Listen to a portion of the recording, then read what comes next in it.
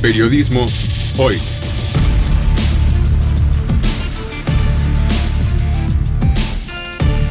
Avatares, riesgos y transformaciones del oficio de informar.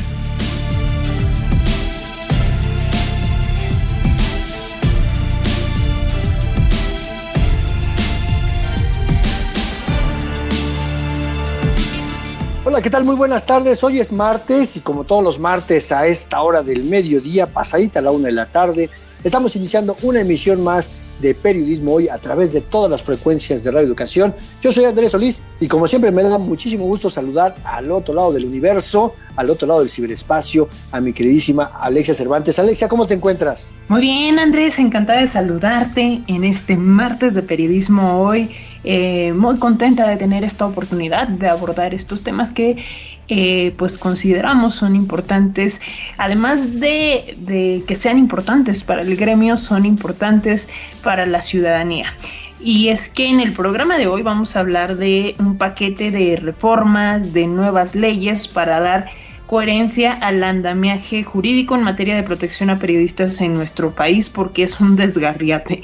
Se trata de un proyecto de la organización Propuesta Cívica que ha documentado que hay 12 diferentes leyes estatales para el mismo fin, para la protección de las y los periodistas. Hay otras 5 leyes en otros 5 estados que hacen referencia al ejercicio periodístico, pero que no abordan el tema de la protección. Y además hay otras iniciativas y además hay muchos otros estados en los que ni siquiera es un tema, el tema de la protección a periodistas, ni siquiera es un tema que se esté abordando. Y que es un tema que hemos platicado aquí recurrentemente, Alexia, porque tratamos de explicar, ¿no?, las implicaciones de que agredir a periodistas pues lesiona los derechos de la ciudadanía a ser informada. Y esto se da también en el contexto de que en las últimas 2 semanas han asesinado a 3 periodistas, van 11 en lo que va del año, y entonces es muy relevante, es muy importante que nos sentemos y volvamos a discutir sobre la pertinencia de tener un mejor marco jurídico que, como tú lo acabas de anticipar y lo escucharemos más adelante, pues es todo, como decían los clásicos, todo un pochitoque, es decir, una mezcolanza de muchas cosas que termina siendo nada, y en este país de leyes, donde sobran las leyes, pues son poco efectivas. Pero, ¿qué te parece, Alexia, si antes de entrar de lleno a nuestro tema de esta tarde, vamos y escuchemos las recomendaciones de esta semana que tenemos, como siempre, en la agenda Periotips? Periotips. Noticias y recomendaciones de la agenda periodística de hoy.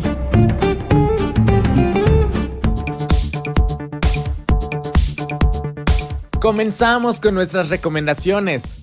Aula Abierta invita al Diplomado Especializado en Riesgos y Seguros para Periodistas 2022. Está dirigido a periodistas, reporteros dentro de una empresa o freelance, así como para comunicadores interesados en la especialización en cobertura de riesgos y seguros. El objetivo es que el egresado cuente con los conocimientos fundamentales del área de riesgos y seguros, de tal manera que estará informado para opinar de manera crítica sobre la información, reconociendo las fuentes confiables que podrá evaluar, contrastar y relacionar al respecto del sistema, así como opinar con voz periodística utilizando herramientas de investigación, verificación y el conocimiento del sistema de salud. El diplomado será en línea de mayo a noviembre y se tiene hasta el 22 de mayo para inscribirse. Puedes obtener más información en la página web www.aulaabierta.org, en el teléfono 55 43 59 86 15, o bien puedes enviar un correo a roman.c@aulaabierta.org. La Asociación Civil Comunicación e Información de la Mujer invita a distintos foros y conversatorios que tendrán en el marco de la Semana Internacional por el Derecho Humano a la Libertad de Expresión de las Mujeres. Se tratarán temas como la violencia machista en los medios, periodismo de paz, periodistas desplazadas, periodistas desaparecidas, entre otros. Se llevará a cabo del 16 al 20 de mayo. Puedes consultar los horarios y ponentes en la página de Facebook Prensa CIMAC. El evento será transmitido a través de la misma página o bien por YouTube en la cuenta CIMAC TV. El Premio Alemán de Periodismo Walter Reuter abrió convocatoria para su edición 2022. Se tomarán en cuenta trabajos que deben ser relacionados con el eje temático explotación de bienes naturales, oportunidad o amenaza, los cuales hayan sido publicados entre el 31 de julio de 2021 y el 31 de julio de 2022 en medios mexicanos o medios extranjeros de lengua española divulgados en México. Habrá premios por las siguientes categorías: radio, televisión y multimedia, prensa escrita y por último, fotografía y caricatura. Las postulaciones estarán abiertas hasta el 1 de agosto de 2022 para periodistas de toda América Latina residentes en México. Consulta las bases en www.papwr.org. Dudas o comentarios a info@papwr.org. Gracias por su atención a esta Noti Agenda Periotips. Pues estas recomendaciones, como siempre, se las hacemos llegar con mucho cariño en espera de que sean de su interés, y agradecer, por supuesto, a nuestro equipo de producción que siempre está muy pendiente de los eventos, las actividades y sobre todo de los mensajes que nos comparten, porque muchas veces estas invitaciones nos llegan a través de las comunicaciones directas. Y encuéntrenos, búsquenos, ahí estamos en las redes sociodigitales, en Facebook somos Periodismo Hoy y en Twitter somos @hoyperiodismo, donde como siempre recibimos y leemos todos y cada uno de sus mensajes. Así es, como el mensaje de Nayeli SG, que en Twitter aparece como Nayeli SG19, comenta: por cierto, hay periódicos que de facto han convertido a sus empleados en colaboradores. Lo de Hoy Morelos, este medio, así se llama, Lo de Hoy Morelos, rebajó el salario a sus trabajadores, no sé si a todos, pero conozco algunos casos, y después, sin avisar, dejó de pagar la afiliación al IMSS. Es el comentario de Nayeli SG. Y que lo da a colación del tema que conversamos la semana pasada con el maestrazo Humberto Musacchio sobre esta propuesta del presidente López Obrador de dar seguridad social a periodistas, a quienes no estén afiliados a ningún tipo de seguridad social, porque pues recordemos que cualquier persona que trabaja en el sector privado tiene derecho a estar inscrito en el IMSS, y si son personas funcionarias públicas, como sucede con periodistas que trabajamos en medios públicos, pues podemos tener acceso a la afiliación al ISSSTE, pero hay muchos colegas periodistas, yo creo que la gran mayoría, no hay ni siquiera un censo, Alexia, de esto, de cuántos periodistas no tienen acceso a la seguridad social, aunque sí, también hay que decirlo, hay hospitales, hay centros de salud donde se brinda atención gratuita precisamente a personas que no tienen derecho a biencia, como el caso de la Ciudad de México, el Hospital Juárez de México, el Hospital General, los hospitales de alta especialidad, en Guadalajara el Hospital Civil, en fin, es un tema muy controversial del cual seguiremos conversando en siguientes emisiones, y pues agradecerles como siempre el favor de sus comunicaciones, que recuerden, aquí estamos siempre muy al pendiente de lo que ustedes nos quieran tener a bien compartir. Sin duda alguna, y bueno, pues recordarles que siempre están disponibles en nuestros podcasts en www.medioradio.edu.mx, y pueden escuchar cualquiera de los programas, de las entrevistas, de las emisiones que llevamos a lo largo de poquito más de 2 años de Periodismo Hoy. Y bueno, Andrés, ¿qué te parece si vamos con las primeras pistas de periodismo en persona? Porque hoy vamos a hablar de una reportera de la revista Proceso que, mientras vivió y trabajó aquí en la Ciudad de México, le dio seguimiento al trabajo legislativo. Actualmente vive en Baja California y, de hecho, su carrera periodística arrancó allí, en Mexicali, en el periódico Frontera. Así es, y vale la pena decir que en el año 2012 se hizo acreedora al Premio Alemán de Periodismo Walter Reuter por un trabajo sobre las empresas fachada que financiaron la campaña a la presidencia de Enrique Peña Nieto cuando era candidato. En fin, comuníquense si tienen alguna idea de quién se trata, háblenos, escríbanos, búsquenos en nuestras redes sociodigitales, y mientras, ¿qué les parece si arrancamos con esta conversación sobre los mecanismos de protección a periodistas en los estados y por qué el marco jurídico termina siendo ineficiente?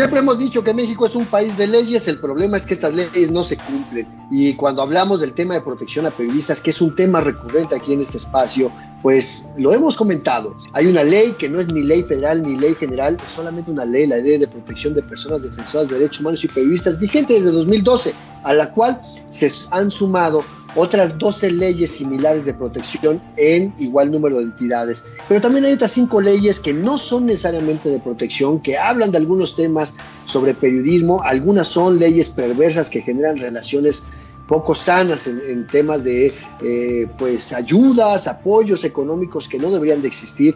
Y hay algunas otras tantas iniciativas de ley en materia de protección. En resumen, lo que podemos decir es que no hay una congruencia estructural en este andamiaje jurídico que debería de garantizar y proteger el ejercicio profesional del periodismo a las personas que lo ejercemos y sobre todo también a los medios de comunicación, porque también las leyes de protección tienen que incluir a los medios de comunicación. Pero para hablar de esto, hoy tenemos el placer de tener aquí en los micrófonos de Periodismo Hoy, de Radio Educación, al abogado Víctor Javier Martínez Villa, que es coordinador del área jurídica de Propuesta Cívica, una organización que ha venido estudiando, que ha venido entendiendo este problema del exceso de leyes y la falta de congruencia que hay entre las mismas. Y bueno, pues es un placer, mi querido abogado Víctor Javier Martínez Villa, que estés aquí en los micrófonos de Radio Educación, aquí en Periodismo Hoy. Hola, muchísimas gracias, Andrés. Sí, el gusto es nuestro, en realidad, de estar participando en estos foros. Es un tema que lamentablemente no ha dejado de ser vigente y, pues bueno, sobre todo después del homicidio de Luis Enrique ahí en Sinaloa. Lamentablemente, en efecto, Víctor, muchísimas gracias por estar aquí, pero para comenzar, digamos, para calentar motores, ¿qué te parece si arrancamos explicando en términos coloquiales para qué sirven estos mecanismos de protección, ¿no? Antes de meternos de lleno a pues todo este andamiaje jurídico, todo este enredo jurídico del que ya nos platicaba ahorita Andrés en la introducción, porque tal vez para la gente que no está tan cercana a estos temas, para la gente, los ciudadanos, ciudadanas de a pie, los que no son periodistas, pues pudieran decir, bueno, pues, ¿qué tanto show con esto de los mecanismos de protección? ¿Para qué sirven? ¿Qué nos dirías, Víctor? Sí, esa parte es muy difícil. Siempre para un abogado es difícil aterrizar cosas legales al lenguaje coloquial, pero digamos que derivado de la situación de riesgo que afrontan periodistas y medios de comunicación para realizar su labor en México. Hubo una exigencia internacional y una exigencia desde pues sociedad civil, organismos internacionales y también de diversos periodistas de crear esta ley, digámoslo así, de protección para periodistas y personas defensoras. Esto fue por ahí de 2012. ¿Cuál es la razón de existir de los mecanismos? Es el proveer de un esquema de seguridad, en primer lugar, digamos, seguridad política, seguridad física, a periodistas que están realizando su labor y que se encuentran en riesgo. ¿Por qué se encuentran en riesgo? Bueno, lamentablemente, pues debido a las circunstancias de México en general, pues tenemos autoridades, tenemos presidentes municipales, tenemos directores de Secretaría de Seguridad Pública, tenemos, bueno, pues ya no irnos tan lejos, pero también el presidente de la República o inclusive también crimen organizado que se encuentra inconforme a veces con la labor periodística, pues crítica, dura, que relata efectivamente cómo suceden los hechos o que incluso hacen un periodismo de investigación sobre actos de corrupción y violaciones graves a derechos humanos que les ve con sus capacidades, les ve bueno, no en la necesidad, pero sí como la urgencia de reprimir la libertad de expresión en México. Entonces lo que hacen es amenazar, hostigar, criminalizar periodistas y medios de comunicación. ¿Para qué? Pues para inhibir, al final de cuentas, las voces críticas y también para crear zonas de silencio alrededor de sus actividades. Que nadie sepa qué es lo que está sucediendo en municipios allá en Coahuila, en Chihuahua, en Chiapas, o inclusive en la Ciudad de México, ¿no? También con los temas de protesta. Entonces, bueno, eso es como en general, no sé si logré como aterrizarlo, pero la finalidad de un mecanismo de protección a grandes rasgos es brindarle la seguridad a un periodista de que puede continuar con su labor a pesar de tener amenazas, a pesar de tener incidentes de seguridad que pueden ser provocados por autoridades o por crimen organizado, ¿no? Déjame poner un poquito en contexto esto que estás explicando, Víctor, y es que cuando empezábamos a discutir este asunto de que necesitábamos algo, que el Estado mexicano hiciera algo para garantizar el libre ejercicio del periodismo en este país, y que justamente pues los mecanismos no deberían de llamar siquiera mecanismos, deberían de tener otro nombre. Lo que pasa es que las Naciones Unidas de repente decían es que hay que crear un mecanismo de protección, pero en ese concepto de mecanismo como política pública, y porque no había justamente un marco jurídico que le dijera al Estado mexicano cuál era la ruta a seguir. Entonces, se crea la primera ley de protección de personas defensoras de derechos humanos y periodistas a nivel federal, que se empezó a discutir desde el 2011 y terminó aprobándose en 2012, pero con graves deficiencias, empezando por la terrible definición de periodista, que es un tema muy, muy controversial, porque le ha abierto la puerta a quienes no son periodistas a recibir ciertos beneficios. Pero para ponerlo un poquito en este contexto, ¿qué es lo que debería de garantizar el Estado mexicano desde la ley justamente para garantizar la protección del ejercicio profesional del periodismo, más allá de lo que dice el artículo 6 de la Constitución? Es una de las más grandes preguntas ahorita en el contexto de México.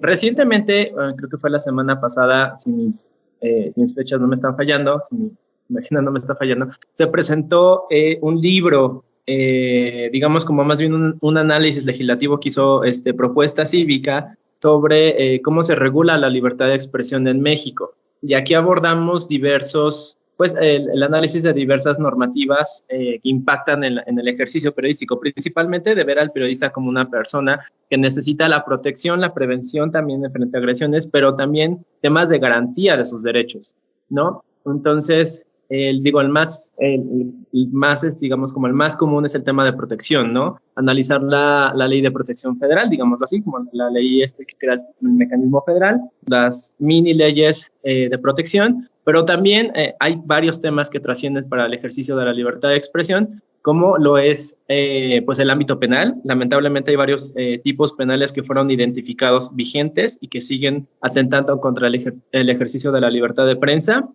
También en el ámbito civil, como ustedes recordarán, y creo que también es como de conocimiento público, empresas, políticos o ex servidores públicos tienden a, pues con todo su poder político y económico, demandar de manera civil, por supuesto, daño moral a medios de comunicación, a periodistas, académicos, como el doctor Aguayo,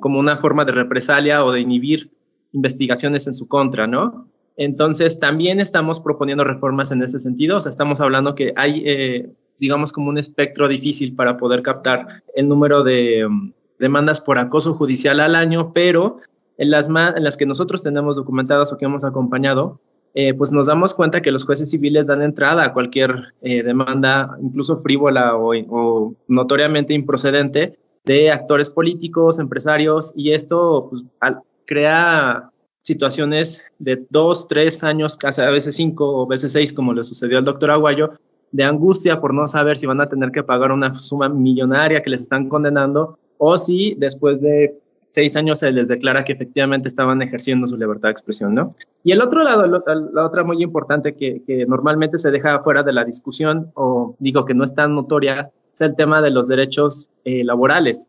No estamos hablando de la libertad, no la libertad de conciencia, pero sí más bien la objeción de decir, bueno, la libertad más bien de los periodistas de decir ante los medios de comunicación, ¿sabes qué? Yo no puedo publicar esta línea editorial, esto va en contra de mis principios, el secreto profesional, que también es una parte muy importante que se debe de garantizar, y también los derechos de seguridad social, derechos laborales básicos para los periodistas.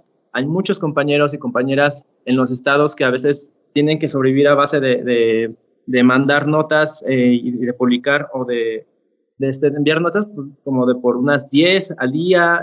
Los medios, pues normalmente los locales o los nacionales, pues no tienen como la facilidad o les pagan muy poco a sus corresponsales o a los freelance. Entonces, estamos viendo también una precariedad de la libertad de prensa, pero desde el ámbito laboral, que también tiene que ser cubierta, ¿no? Porque eso ya habla también de las posibilidades que tienen los periodistas de irse con el narcotráfico, de irse con autoridades. Entonces, hay que garantizarle también al periodista condiciones básicas de protección laboral, de seguridad social, y también desde los mismos medios de comunicación, garantizarle a los periodistas que van a tener, en caso de que sean acosados judicialmente, tener la oportunidad de que el mismo medio de comunicación los arrope, ¿no? Hay varios esquemas donde se impacta el marco jurídico mexicano en la libertad de prensa. Estos son algunos, no digamos como que estamos agotando todos, pero sí son los que nosotros, desde Propuesta Cívica, nos interesa promover una reforma legislativa para poder cambiarlos, ¿no?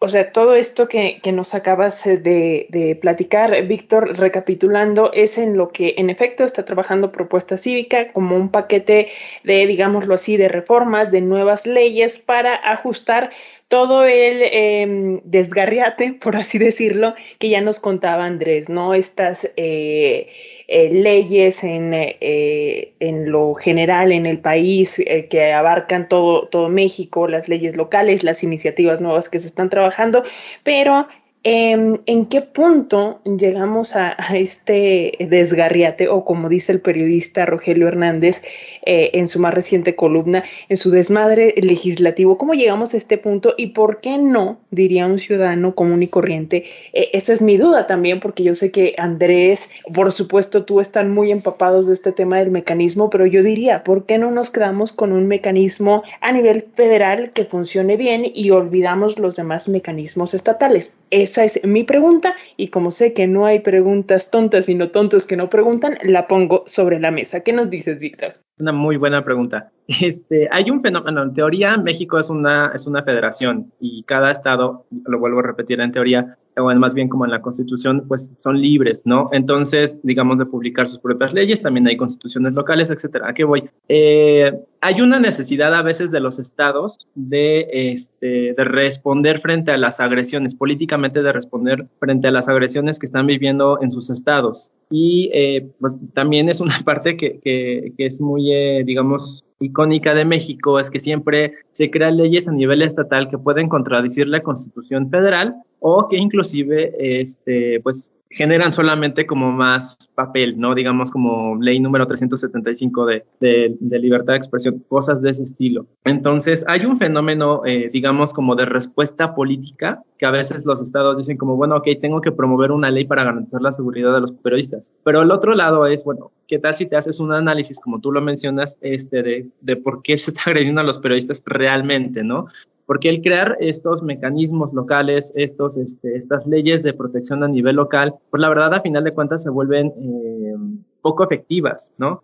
Ahorita me viene a la cabeza solamente, de los mecanismos que tenemos en el radar que funcionan, el de la Ciudad de México. Pero, el de la Ciudad de México tiene la ventaja de tener una interlocución buena con el mecanismo federal, porque estamos, no están como a 3 calles, pero sí están a casi media hora de distancia.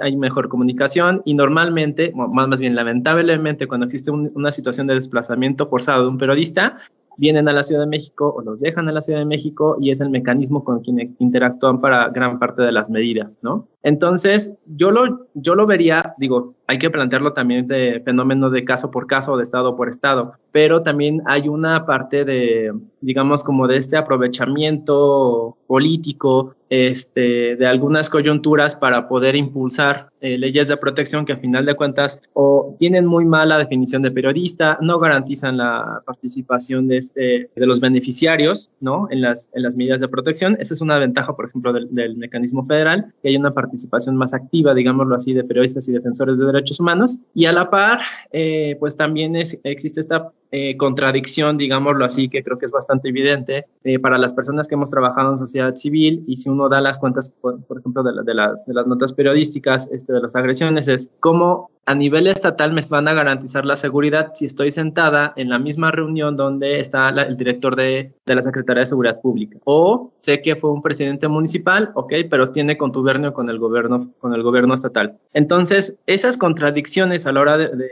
crear como estos mini monstruitos de mecanismos estatales, pues la verdad crean mucho conflicto para los periodistas. O sea, hay una desconfianza a la hora de generar cualquier tipo de mecanismo estatal porque, pues, a final de cuentas, existe una gran posibilidad de que el agresor esté sentado frente a ti, ¿no? O sea, no tal vez el material, pues, pero sí al menos alguien que tuvo participación o que tuvo conocimiento inclusive de la agresión y no hizo nada al respecto. Entonces, digo, estos son como de los fenómenos que se ven a nivel estatal y los comparto porque en sociedad civil es muy común que lleguemos como a esta situación de que, bueno, quiero confiar en el mecanismo estatal, pero no puedo, entonces tengo que ir al mecanismo federal. ¿Y qué sucede con el mecanismo federal? Que efectivamente sería como la vía más adecuada porque hay una, digamos, como esta ilusión del presidencialismo mexicano sigue vigente. Digo, ya no es partidismo, pero al final de cuentas hay un presidencialismo. Y si viene una orden de presidencia o del secretario de gobernación, muchas veces acata. Entonces, digo, por temas políticos. Pero eso nos beneficia, o sea, a final de cuentas no es necesariamente siempre un contra, sino hay también unos pros en este tipo de situaciones. Pero a final de cuentas,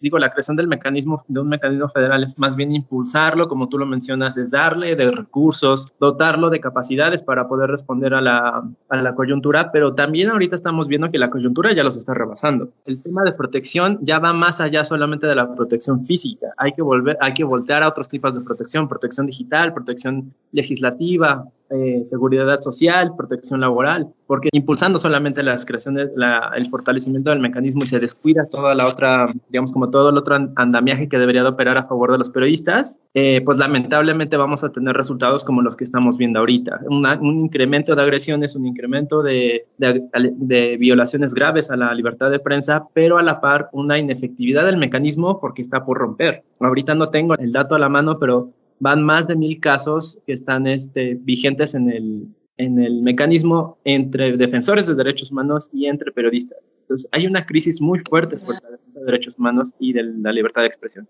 Son alrededor de 1,400 personas beneficiarias, más sus familias, entonces el universo de personas es muy grande y el presupuesto no ha crecido en el 10% en la última década, desde que se creó el mecanismo a nivel federal. Pero bueno, estamos platicando con Víctor Javier Martínez Villa, que es abogado y coordinador del área jurídica de la organización Propuesta Cívica. Estamos en Periodismo Hoy a través de la señal de Radio Educación. No se vayan.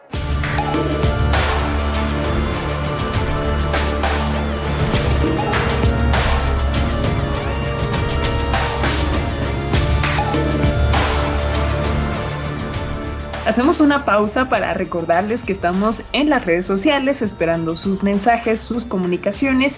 Ya saben que en Facebook nos encuentran como Periodismo Hoy y en Twitter como @hoyperiodismo, Andrés. Así es, recuerden que pueden enviar sus comentarios, sugerencias en torno al programa de este día, también sus respuestas, por supuesto, a nuestra trivia, porque en Periodismo en Persona vamos a contar la historia de una colega periodista, autora del libro Los hijos de Marta, historias de impunidad, sobre los negocios ilícitos de los hijos de la esposa del expresidente Vicente Fox. Así es, Andrés. Durante varios años, además, esta periodista condujo Zona de Impacto, este programa que se transmitía en Rompeviento TV.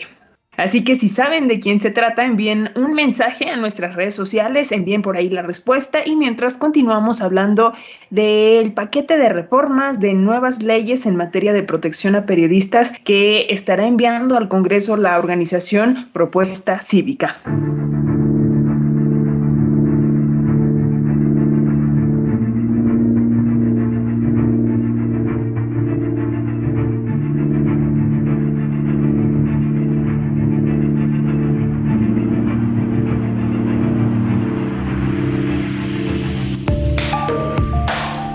Estamos aquí ya de regreso, seguimos esta conversación sobre los mecanismos de protección, sobre las leyes que dicen proteger al periodismo. Estamos platicando con Víctor Javier Martínez Villa, abogado y coordinador del área jurídica de Propuesta Cívica.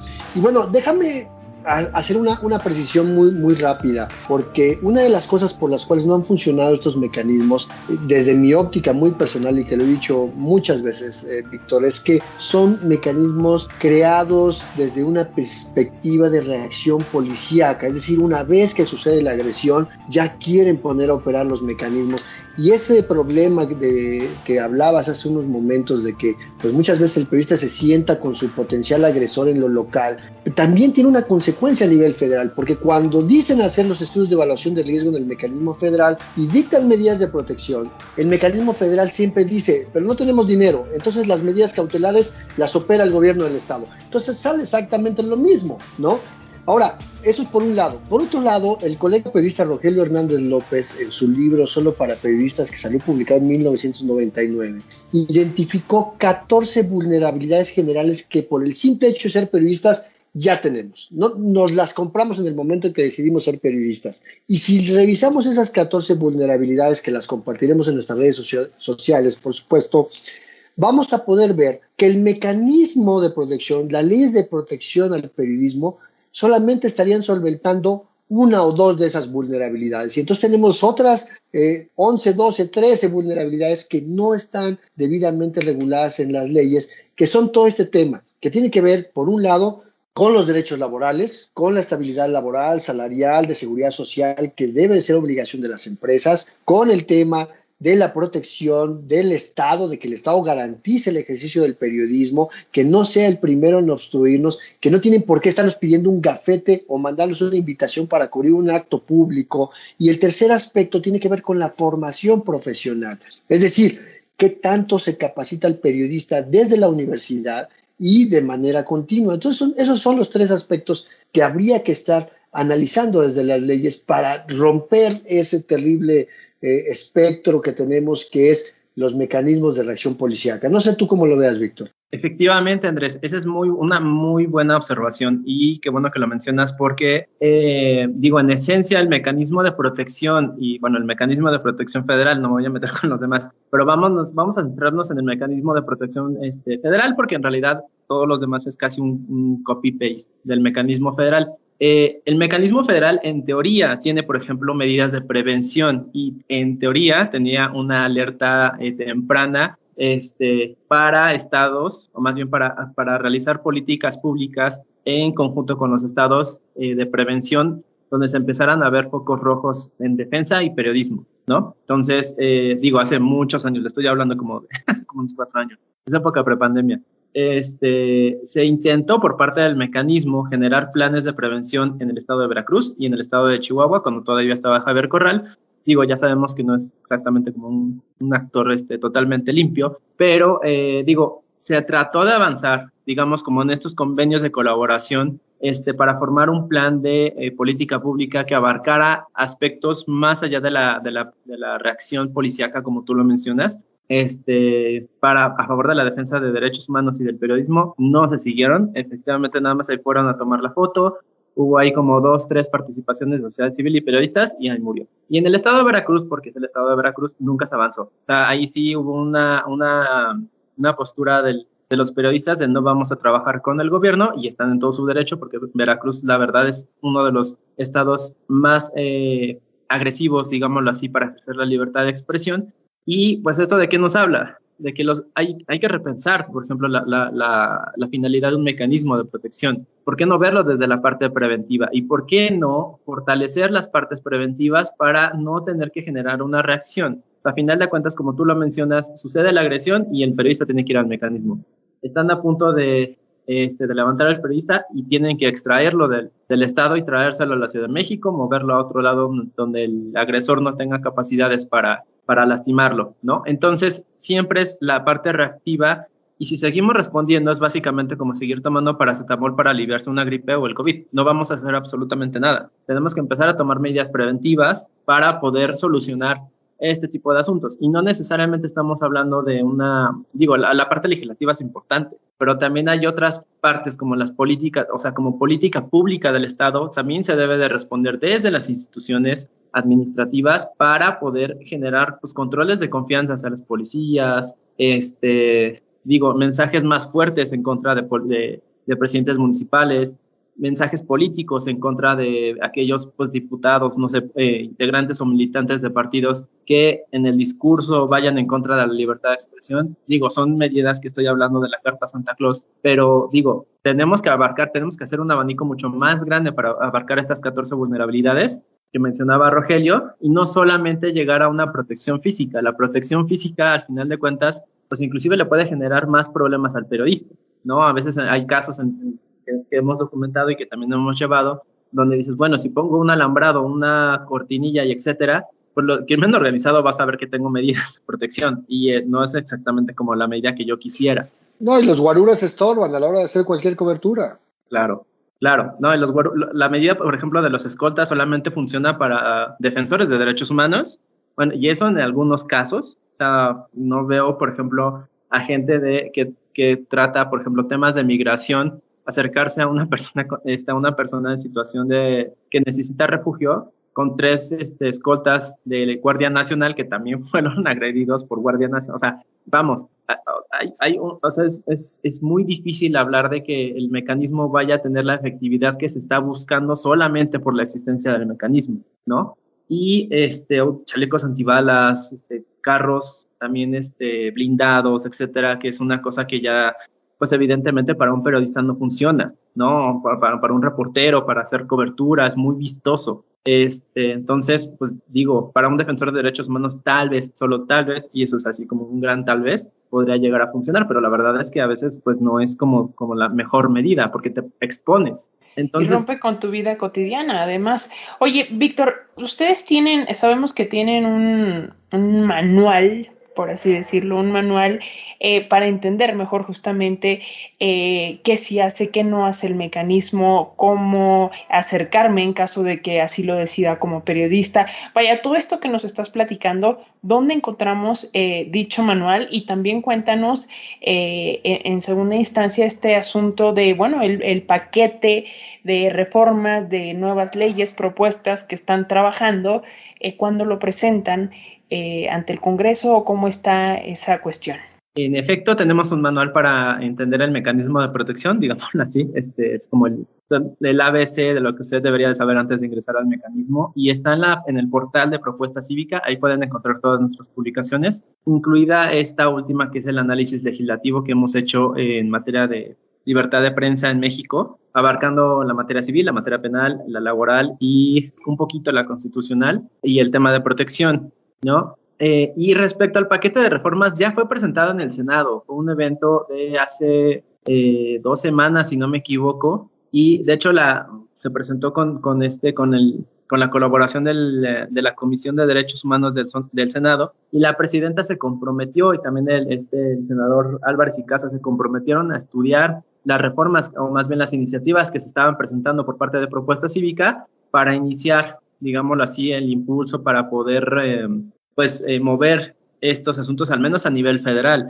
Ya otro tema será, por ejemplo, reformar códigos penales estatales, los civiles, etcétera, a nivel estatal, pero al menos a nivel federal ya están las iniciativas de conocimiento del Senado, y esperamos que se continúe con el debate, ¿no? Y se continúe también con la participación de sociedad civil y los periodistas, que es algo como fundamental para este tipo de procesos. Fíjate que la visión tuya como abogado y la de Propuesta Cívica, por supuesto, que vienen mucho a abonar a la comprensión, porque entre periodistas pues nos entendemos y más o menos hablamos un lenguaje similar, pero cuando desde la visión del derecho nos aclaran un poquito más este tema, pues siempre abona, ¿no? Y yo sí le recomiendo a mis colegas a que se echen un clavado a este libro que efectivamente comentas, Víctor, que se presentó la semana pasada, muy interesante porque trae una revisión muy, muy analítica de lo que ha estado fallando. Pero yo quiero hacerte la pregunta del millón, que es la más complicada, creo yo, en este momento, y que es, ¿por qué los periodistas necesitamos una ley de excepción? ¿Por qué no crear una ley de protección para la señora que vende quesadillas, o para el taxista, o para los vendedores ambulantes? ¿Por qué los periodistas necesitamos leyes de protección? Es una muy buena pregunta, y ayuda a clarificar mucho el cómo se vive la libertad de prensa en comparación a otros oficios u otras profesiones. En México, lamentablemente, y también podría inclusive incluir América Latina, existe un contexto donde pues la gente con poder político, la gente con poder económico, no le gusta que sean investigados, no le gusta que se publiquen, digamos, como actos de corrupción, su involucramiento en violaciones graves a derechos humanos, o inclusive actos de violencia de género, o inclusive también como su falta de cumplimiento de perfiles para poder estar dentro de un puesto político. Entonces, en el momento en el que un periodista se atreve, y esto lo pongo a propósito, se atreve a investigar, se atreve a publicarlo, se atreve a difundirlo, y otros medios lo replican, estas personas se ven, afectadas en sus intereses, ¿no? Es como, ¿por qué tú me estás tocando, no? O sea, creo que aquí casi viene aparejada la frase de ¿y tú quién te crees? Y empiezan a ver estos conflictos con el ejercicio de la libertad de expresión. Entonces, a final de cuentas, el poder político, cuando se ve vulnerado frente a la libertad de expresión, intenta desprestigiarlo, intenta encontrarle trapos sucios al periodista, intenta iniciar acciones judiciales, ¿no?, en su contra, porque ya hay un poder económico que ellos detentan que les hace posible tener una flotilla de 10 abogados que los acompañan en un litigio que no tiene sentido. Y el periodista en contraposición pues no tiene como esas oportunidades a veces, y ni siquiera a veces tiene el respaldo del medio de comunicación, o el medio de comunicación es tan pequeño que no tiene para poder pagar un buen abogado. Entonces viene como digamos, como descontento, desprestigio, descontento de los actores políticos respecto a la publicación de pues notas fuertes, notas que pues tratan de comunicarle a las personas de, hey, este personaje está sucio, este personaje está lleno de corrupción, este personaje participó en violencia de género, este personaje, por ejemplo, estuvo involucrado en matanzas, este personaje estuvo involucrado en desapariciones forzadas en su sexenio, un gran etcétera, ¿no? Y esto es lo que vuelve, digámoslo así, como a los periodistas en una situación de vulnerabilidad frente a pues otros actores que pues normalmente pues las personas de a pie no lo tenemos, ¿no? Bueno, yo no, porque soy abogado, entonces igual, y defensor de derechos humanos, entonces también estoy en riesgo, pero, por ejemplo, las personas de a pie no lo tienen, no tienen esta vulnerabilidad frente a estos sectores. Hay como una especie de vulnerabilidad diferenciada desde el tema de seguridad, ¿no? Hay temas de seguridad que nos impactan a todos, pero hay temas de seguridad que le impactan más a otras personas, ¿no? Y también, digo, me he estado refiriendo mucho a actores políticos, pero esto también incluye a la narcopolítica, es decir, también al vínculo que existe entre crimen organizado y el Estado, ¿no? Claro que sí. Oye, Víctor, pues muchísimas gracias. Víctor Javier Martínez Villa, abogado y coordinador del área jurídica de Propuesta Cívica. Gracias por por compartirnos toda esta información aquí con las audiencias de la radio pública, de Radio Educación en particular, de este programa de Periodismo Hoy. Y espero que pues muy pronto podamos platicar de cómo va avanzando todo esto que ya nos contabas, todo esto en el ámbito legislativo. Muchísimas gracias de verdad.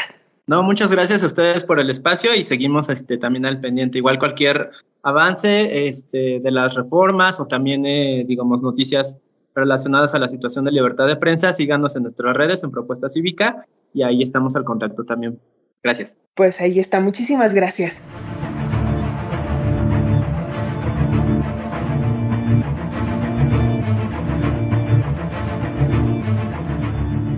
Bueno, pues la verdad es que este tema de las leyes sí nos dejó pues con esa inquietud de ver qué es lo que tenemos que hacer, hacia dónde tenemos que caminar, y recordar que estas leyes de protección, si bien son leyes que son de cierta manera exclusivas para un sector de la población que somos periodistas, no quiere decir que ignoren al resto de la ciudadanía. Hay que insistir en esta parte, Alexia, de que las agresiones contra periodistas terminan siendo también un acto de vulneración de los derechos de las personas a recibir información. Así es que si quieren volver a escuchar esta conversación como cualquier otro programa, ahí está nuestro micrositio de Periodismo Hoy en la sección de podcast en la página de Radio Educación, www.e-medioradio.edu.mx. Y bueno, pues llegó el momento de nuestra sección final de Periodismo en Persona, una sección que escribe Andrés Solís y que está dedicada hoy a una periodista de la revista Proceso, que también es profesora de periodismo en la Universidad Autónoma de Baja California.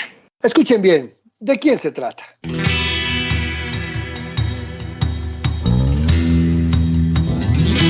Periodismo en Persona. Hoy dedicado a Jesusa Cervantes.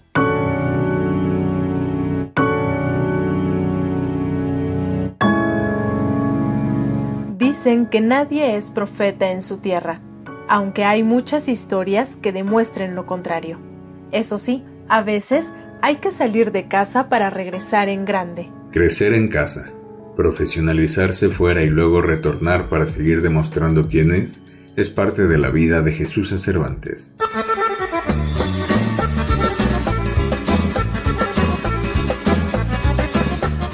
Jesusa Cervantes nació en Mexicali, Baja California, y desde muy joven tuvo interés por el periodismo y por ejercer una profesión que le permitiera denunciar los abusos de poder. Jesús estudió Ciencias de la Comunicación y fue integrante de la segunda generación de esta carrera en la Facultad de Ciencias Humanas de la Universidad Autónoma de Baja California en su natal Mexicali. En poco tiempo logró colocarse en los medios y fue de las reporteras fundadoras del periódico La Crónica de Mexicali que salió a la luz pública en el año de 1990. Sin embargo, ya antes había trabajado en otros medios locales como Frontera y Novedades, donde cubría información general y hechos locales en la capital baja californiana.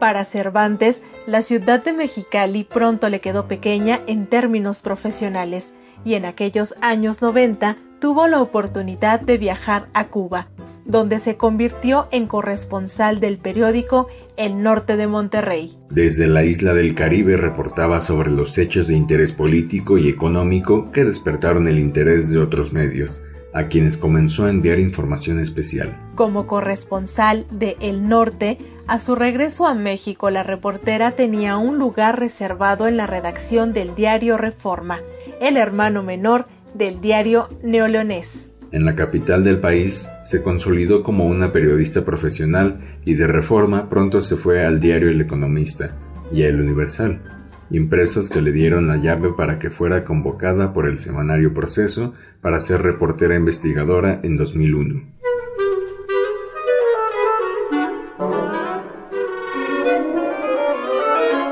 Su trabajo en Proceso la llevaron a la consolidación profesional, y sus trabajos sobre corrupción comenzaron a destacarse desde inicios del presente siglo. En 2009 publicó su libro Los hijos de Marta, historias de impunidad, donde develó la corrupción entre el poder público y los hijos de Marta Sahagún, esposa del expresidente Vicente Fox Quesada. En 2012 ganó el premio alemán de periodismo Walter Reuter por un reportaje realizado junto con José Gil Olmos sobre el caso de corrupción de la empresa Monex y el financiamiento irregular a la campaña presidencial de Enrique Peña Nieto. Con varios premios en su haber, la periodista ha sido también integrante del jurado del Premio Nacional de Periodismo, calificando ahora el trabajo de sus colegas.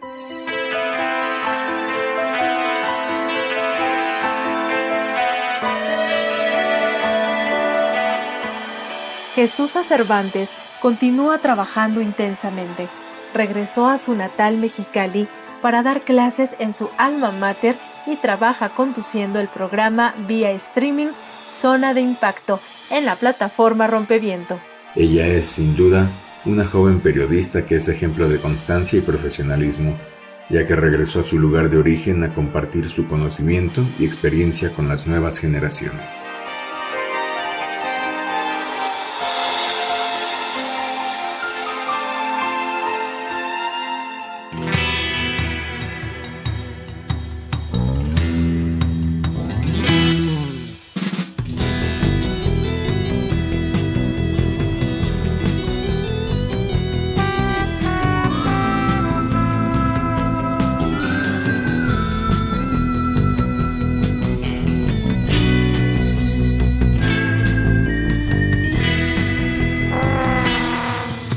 Pues ya llegó la hora de despedirnos. Andrés, equipo, muchísimas gracias por sintonizarnos en las distintas frecuencias de Radio Educación. De verdad es un gusto trabajar para ustedes, hacer este programa con tanto cariño, con tanto entusiasmo y bueno, pues tratando de reflejar la importancia y la pasión que tenemos por estos temas. Así es, y que sin lugar a dudas lo disfrutamos muchísimo, de verdad, hacemos este programa con mucho amor desde el primero hasta esta emisión. Y recuerden, nuestra cita todos los martes pasadita a las 13 horas. Y mientras, seguimos la conversación en nuestras redes sociales. En Facebook somos Periodismo Hoy, en Twitter, @hoyperiodismo. Mientras tanto, Alexia Cervantes, como siempre, un placer compartir este espacio contigo. El gusto es mío, Andrés Solís. Hasta la próxima.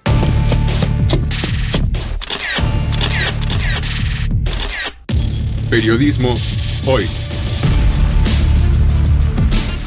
Periodismo es publicar lo que alguien no quiere que se sepa. Todo lo demás son relaciones públicas.